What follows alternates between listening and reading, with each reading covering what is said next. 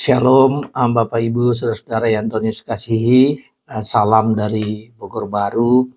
Pada kesempatan ini saya sharing dengan Anda tentang bagaimana kasih Tuhan yang menjangkau semua segmen masyarakat. Ya, jadi tidak ada satu segmen sosial ekonomi dari penduduk dunia ini atau setiap orang yang tidak dijangkau Tuhan. Tuhan ingin supaya semua orang diselamatkan. Karena itu dia mengirim putra tunggalnya Tuhan Yesus Kristus untuk menjadi juru selamat dunia ini. Dan melalui Tuhan Yesus Kristus, Allah Bapa menginginkan agar tidak ada yang binasa, tapi memperoleh kehidupan yang abadi, kehidupan yang kekal. Dan itu menjangkau semua orang. Apakah dari latar belakang sosial yang berbeda-beda atau ekonomi yang berbeda-beda, posisi kedudukan yang berbeda-beda, semua segmen masyarakat, semua segmen umat manusia ingin diselamatkan oleh Tuhan, termasuk segmen Anda, apapun latar belakang Anda, Tuhan ingin supaya Anda dan keluarga Anda diselamatkan. Bapak Ibu saudara-saudaraku, bukan hanya nelayan. Ya, kita tahu bahwa murid-murid Tuhan yang pertama, sebagian besar mereka adalah nelayan. Tapi bukan saja nelayan atau orang-orang yang bekerja yang disebut dengan peasant society atau rural society, mereka yang berada di pedesaan, tapi juga mereka yang berada di kota, mereka yang bekerja di kantoran seperti Matius yang adalah pemungut pajak atau tax collector, mereka yang bahkan pemimpin ya seperti Sakeus yang adalah seorang kanwil, kepala kanwil pajak di kota Yeriho, termasuk juga seperti Paulus yang adalah tokoh agama. Kemudian Paulus kita tahu adalah seorang yang terpelajar, seorang yang memiliki ilmu teologi yang tinggi, dan pada akhirnya dia menjadi seorang yang sangat membenci Tuhan Yesus.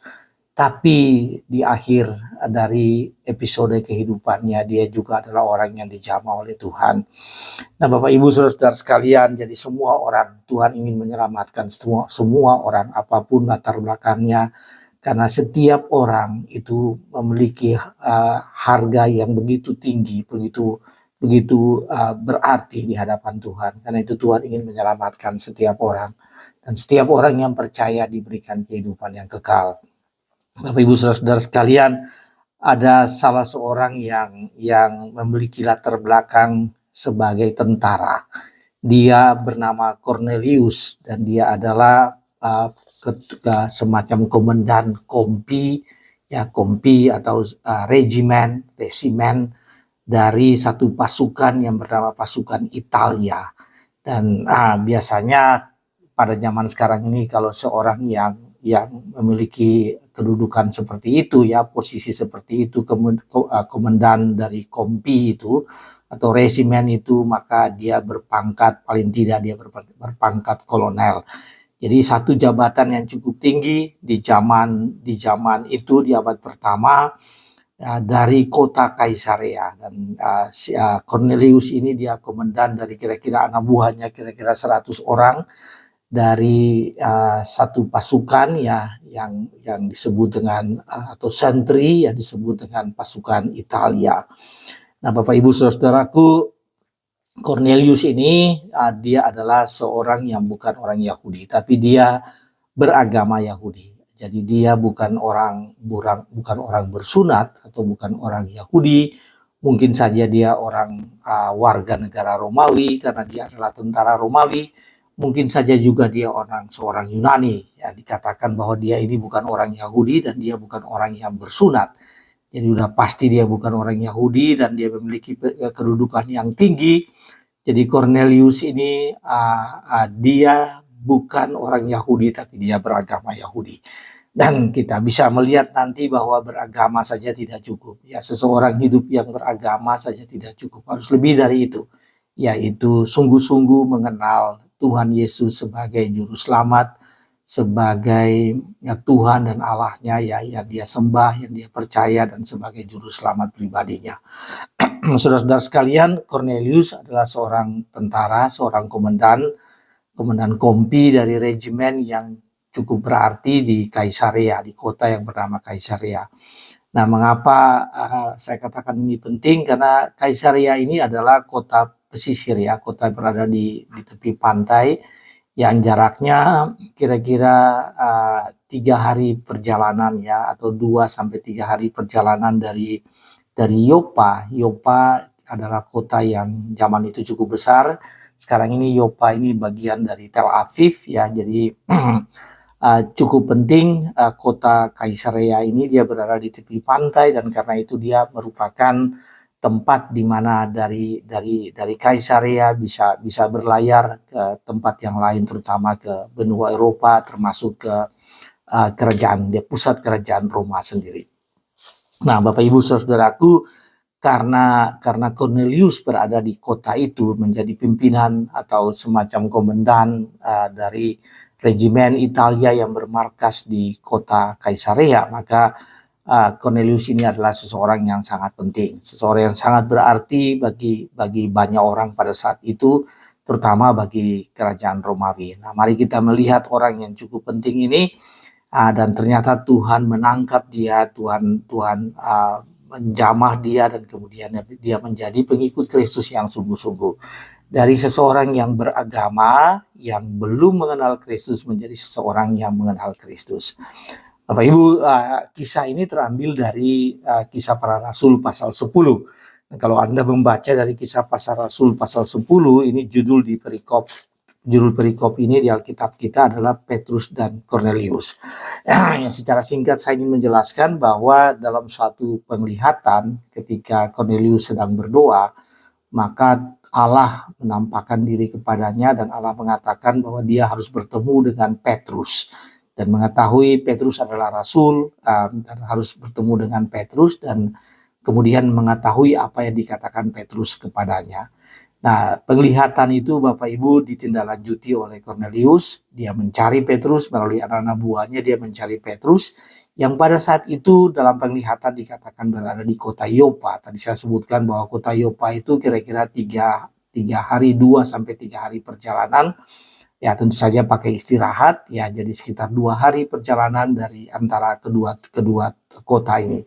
Petrus berada di sana, dan juga selain penglihatan yang disampaikan Tuhan, pewahyuan dari Tuhan kepada Cornelius, hal yang sama juga dilakukan kepada Petrus. Dan saudara, kalau Anda baca ada dialog antara Petrus dengan Allah ya, mengenai dia tidak mau untuk pergi berjumpa dengan Cornelius atau dia tidak mau memakan ya, jadi bentuknya itu adalah penglihatan tentang makanan yang memang tidak boleh dimakan ya, makanan yang haram untuk dimakan.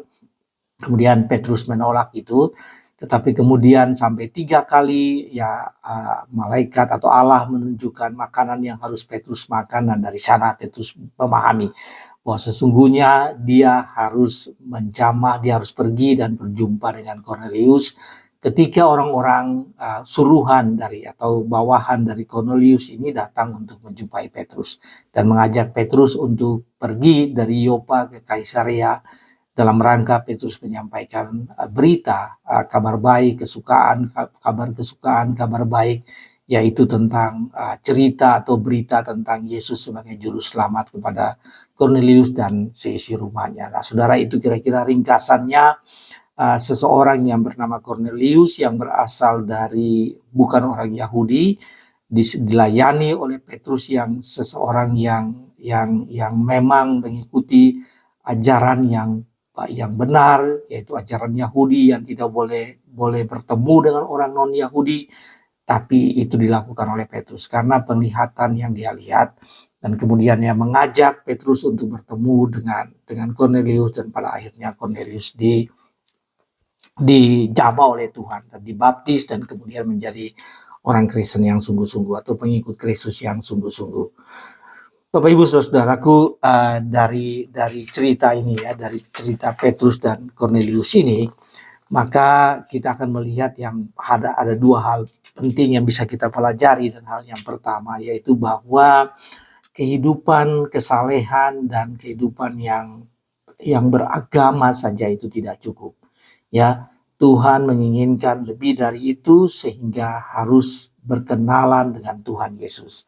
Harus mengenal Tuhan Yesus, dan itu melebihi kehidupan yang hanya beragama. Ya, jadi beragama saja tidak cukup, harus lebih dari itu, dan ya dimaksudkan dengan yang harus dilakukan yaitu bahwa harus mengenal dengan Tuhan Yesus. Nah, Bapak Ibu, ini yang terjadi dengan Cornelius. Kita akan lihat bahwa Cornelius ini seseorang yang sangat taat beragama, dan tentu saja dia beragama Yahudi. Dia taat beragama. Di dalam Alkitab kita ini, Kisah 10 mengatakan demikian. Ayat 1 mengatakan bahwa di Kaisarea ada seorang yang bernama Cornelius, seorang perwira. Jadi perwira dia adalah bukan seorang prajurit, tapi seorang perwira. Tadi saya katakan kalau di level itu, level sebagai seorang komandan kompi ini, kira-kira dia berpangkat setidaknya kolonel. Jadi udah hampir masuk ke brigadir jenderal ya. Jadi dia di pangkat perwira menengah yang sudah hampir menjadi perwira tinggi. Dia seorang perwira pasukan, jadi kepala pasukan yang disebut pasukan Italia atau Italian Regiment ya, Regimen Italia. Ayat 2 mengatakan demikian, 10 ayat 2. Ia saleh, jadi ia ini seorang yang saleh, ia serta seisi rumahnya takut akan Allah. Jadi dia ini seorang yang takut akan Allah. Ya, Cornelius orang yang takut akan Allah. Kemudian dia bersedekah, ia memberi sedekah kepada umat Yahudi. Jadi Cornelius orang yang memberikan sedekah. Saleh, takut akan Allah, memberikan sedekah kepada umat Yahudi. Ini artinya orang-orang yang beragama Yahudi yang berada mungkin beribadah bersama-sama pada saat itu. Dan dia senantiasa berdoa kepada Allah. Jadi dia senantiasa berdoa. Dia orang yang hidup dalam doa. Dan dalam doanya, awal dari cerita ini, dalam doanya Tuhan menjawab doanya supaya dia bertemu dengan seseorang yang bernama Simon Petrus. Pada akhirnya dia diselamatkan. Saudara-saudara sekalian, itu cerita atau background atau sifat atau karakter atau identitas dari Cornelius ini. Namun demikian, ini yang dicatat oleh Lukas sebagai penulis Kisah Para Rasul, tapi kemudian di ayat 22, 10 ayat 22 adalah pandangan dari bawahannya terhadap bagaimana Cornelius ini ya. Bagaimana Cornelius itu dikatakan dalam 10 ayat 22, ini anak-anak buahnya atau prajurit yang bersamanya mengatakan demikian. Cornelius seorang perwira yang tulus hati. Jadi tadi saleh, dia tulus hati. Tulus hati artinya dia ini orang yang benar ya. Tulus hati artinya orang yang benar dan takut akan Allah. Jadi tadi God's fearing ya, dia orang yang takut akan Allah. Kemudian di dalam ayat 22 juga dikatakan bahwa dia terkenal baik di antara seluruh bangsa Yahudi. Para bawahannya, tentara-tentara prajurit yang berada sebagai bawahannya mengatakan dia terkenal baik di antara seluruh orang Yahudi dan telah menerima pernyataan Allah. Jadi dia menerima pernyataan Allah karena dia berdoa dan dia menerima pernyataan Allah. Terkenal baik di antara orang Yahudi. Bapak Ibu Saudara sekalian, di dalam 10 ayat 28 ya kembali identitas atau karakter dari Cornelius ini disampaikan ya, yaitu dia sampaikan ya, ia berkata kepada mereka, kami tahu betapa kerasnya. Jadi Petrus menyampaikan kepada Cornelius dan seisi rumahnya. Ketika mereka bertemu di Kaisarea, kemudian Petrus mengatakan begini kepada Cornelius, kamu tahu betapa besarnya larangan bagi seorang Yahudi untuk bergaul dengan orang-orang yang bukan Yahudi. Jadi ini warning yang Petrus sampaikan bahwa dia mendapat peringatan itu, dia tahu tentang ajaran itu, tapi dia datang bertemu dengan mereka ya, dengan Cornelius. Di sini secara implisit mengatakan bahwa Cornelius ini bukan orang Yahudi dan masuk ke rumah mereka. Tapi ternyata Petrus datang meskipun ada larangan di kalangan orang Yahudi, tapi Petrus melakukan hal itu. Bapak Ibu Saudara sekalian, apa yang bisa kita pelajari dari ini ya, dari firman Tuhan ini, dari bagian ini, yaitu bahwa memang Cornelius adalah seseorang yang baik, saleh, taat, takut akan Tuhan, beribadah, berdoa, rajin berdoa, dan juga dia adalah orang yang memberi sedekah, memberi sedekah kepada orang lain. Artinya dia ini orang yang secara agama dia telah melakukan hampir semua semacam ajaran agama, ya, apa yang dimintakan oleh agama Yahudi pada saat itu. Cornelius sudah melakukannya. Namun demikian kita bisa melihat bahwa ada satu hal yang harus Cornelius dapatkan, yaitu bertemu dengan Petrus. Dan bertemu dengan Petrus, kemudian Petrus menjelaskan kepada Cornelius. Saudaraku, di dalam ayat 42 ayat 43, kalau Anda baca di Kisah Para Rasul ini dari pasal 10 ayat 34 sampai 43, ini menjelaskan tentang bagaimana Petrus menjelaskan kepada Cornelius dan seisi rumahnya tentang karya keselamatan Tuhan Yesus Kristus. Yesus lahir di Bethlehem sampai Yesus melayani, kemudian Yesus mati di Golgota, bangkit dari antara orang mati dan naik ke sorga.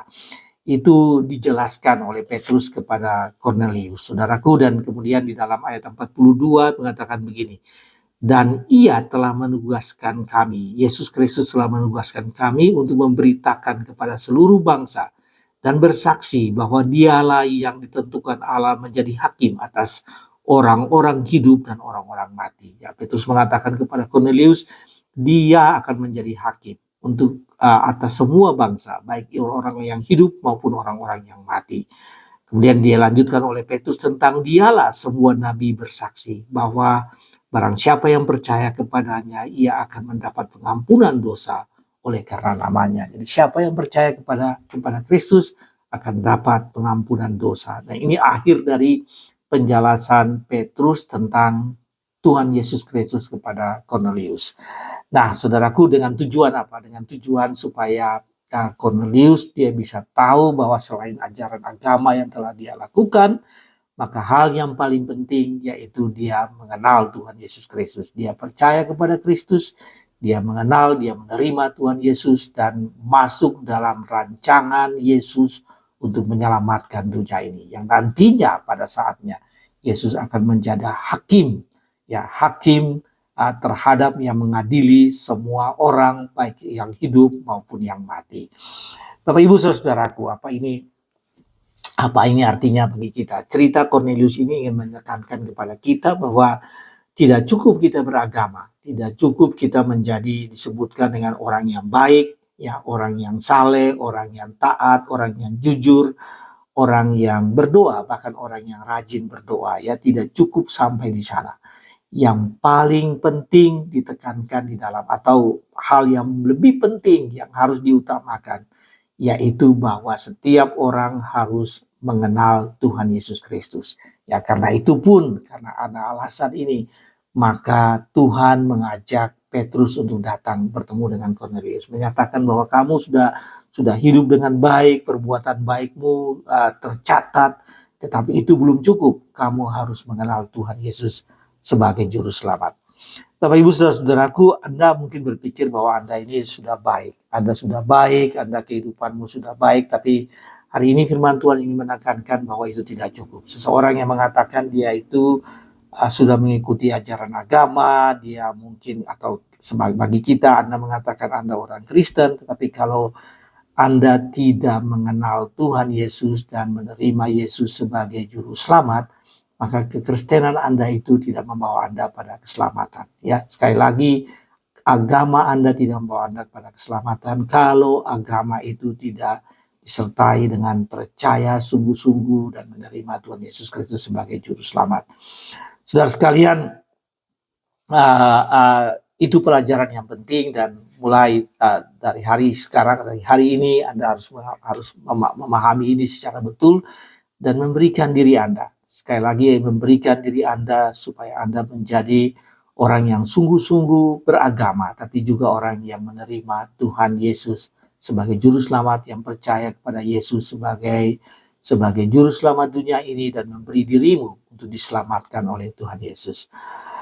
Saudaraku, hal yang kedua yang bisa kita pelajari dari sini terambil dari ayat 44 sampai 48. Jadi Kisah 10 ayat 44 sampai 48, setelah Petrus menjelaskan kepada Kornelius tentang karya keselamatan yang diberikan oleh Tuhan Yesus, dan yang terjadi yaitu pada saat sedang dijelaskan mengenai hal itu, pada saat Kornelius sedang mendengarkan firman Tuhan, pada saat itu juga dia diberkati. Ya, pada saat Kornelius mendengarkan tentang karya keselamatan Tuhan Yesus Kristus, tentang rencana Allah untuk menyelamatkan dunia ini melalui Tuhan Yesus Kristus, pada saat itu juga Kornelius dan keluarganya diberkati. Jadi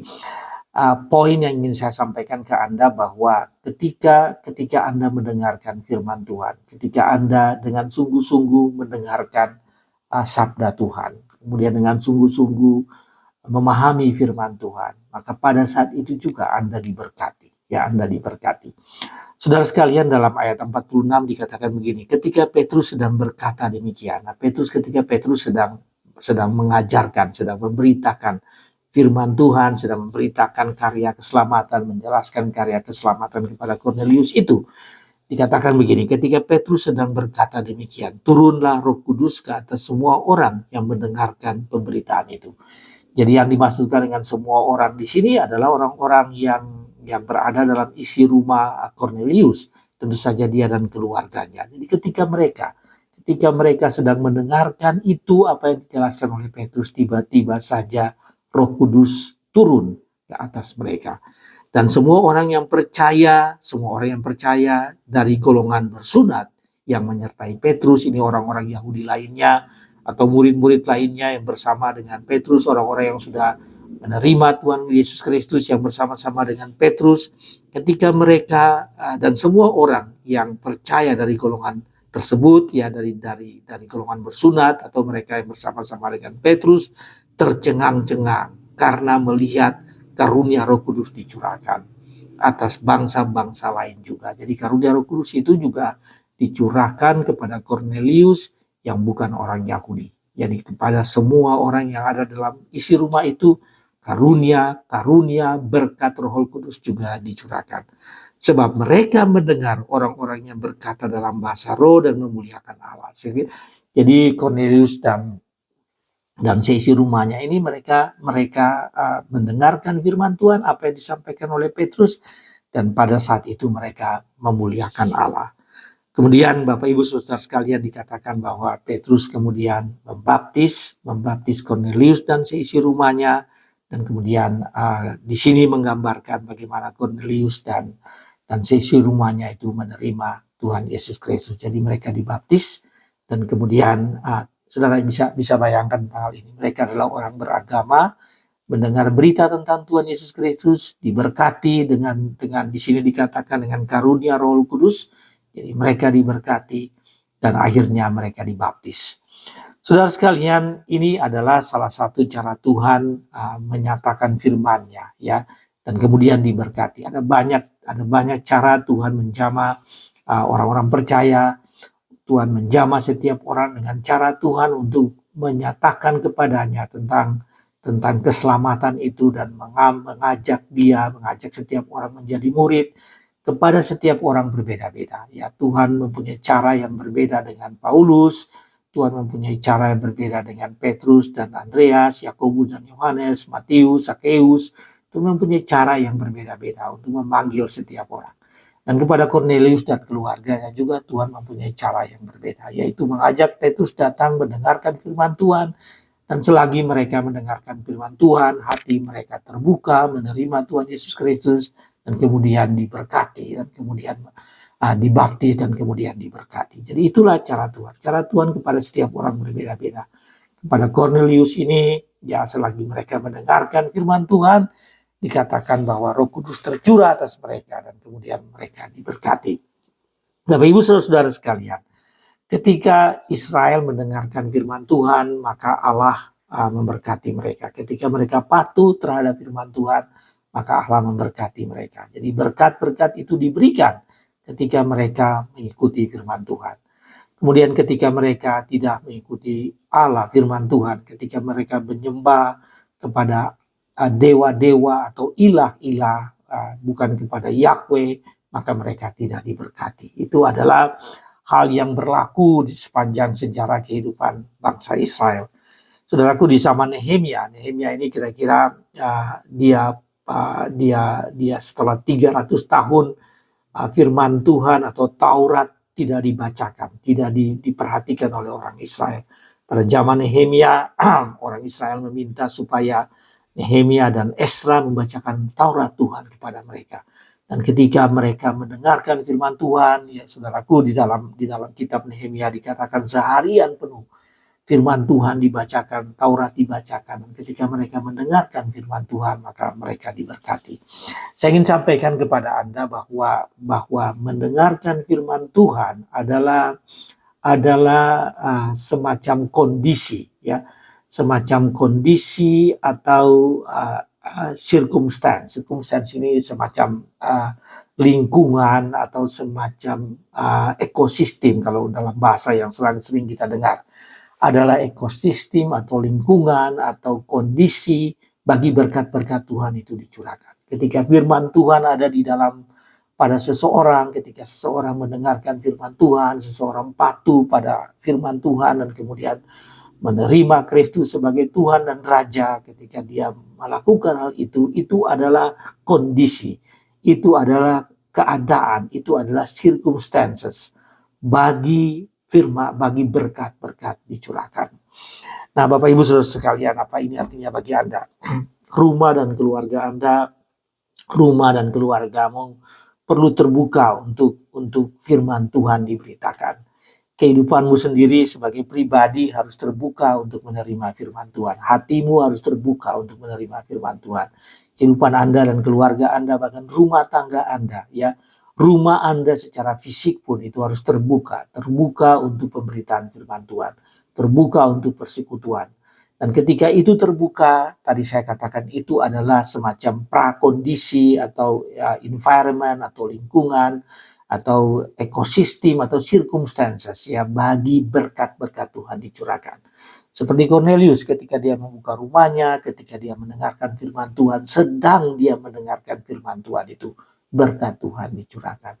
Jadi itu adalah pelajaran yang penting. Mari saudaraku, bukalah kehidupan Anda, bukalah rumah Anda, bukalah pintu hati Anda, bukalah pintu rumah Anda, ajak keluarga Anda untuk selalu mendengarkan firman Tuhan. Karena dengan membuka, dengan adanya firman Tuhan yang ada di tengah-tengah kehidupanmu, dengan ajaran Yesus Kristus yang ada di tengah-tengahmu, dengan kamu menerima Kristus dan kemudian hidup dengan ajaran Kristus yang menguasai kehidupanmu dan keluargamu, itu adalah tempat di mana firman Tuhan dicurahkan, ya. Tempat-tempat di mana berkat-berkat Tuhan dicurahkan. Kamu mendapat berkat ketika kondisi dan syarat, ya, prasyarat atau prakondisi itu tersedia. Dan pada saat itu berkat Tuhan dicurahkan kepadamu.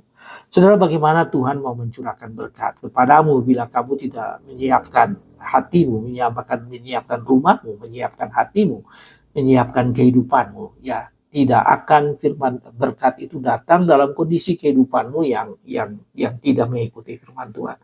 Dalam kondisi kehidupanmu yang tidak menyiapkan suasana itu untuk menerima berkat itu. Nah, karena itu saudara sekalian, beribadah, membaca firman Tuhan, mendengarkan firman Tuhan, ya, Anda bisa membaca Alkitab. Itu adalah bagian atau cara Anda untuk bertemu dengan Tuhan, untuk mengetahui tentang Allah kita, tentang keselamatan kita, tentang kehidupan kita yang diberkati oleh Tuhan. Ketika Anda membaca Alkitab, maka itu Anda membangun kondisi atau lingkungan atau keadaan di mana firman Tuhan, di mana berkat Tuhan akan dicurahkan dalam kehidupanmu.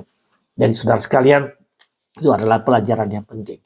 Nah, sebagai take away, sebagai konklusi atau kesimpulan bagi kita, seluruh segmen manusia di dunia ini, seluruh segmen sosial, ekonomi, masyarakat di dunia ini ingin diselamatkan oleh Tuhan. Apapun latar belakangmu, apapun latar belakang sosialmu, latar belakang kehidupanmu, latar belakang ekonomimu. Ya sekarang ini kalau kita udah ngomong ekonomi itu yang membuat kelas masyarakat itu berbeda-beda ya. Tentu saja sosial juga, tapi ekonomi yang paling utama. Nah, apapun latar belakangmu, Tuhan ingin Anda diselamatkan.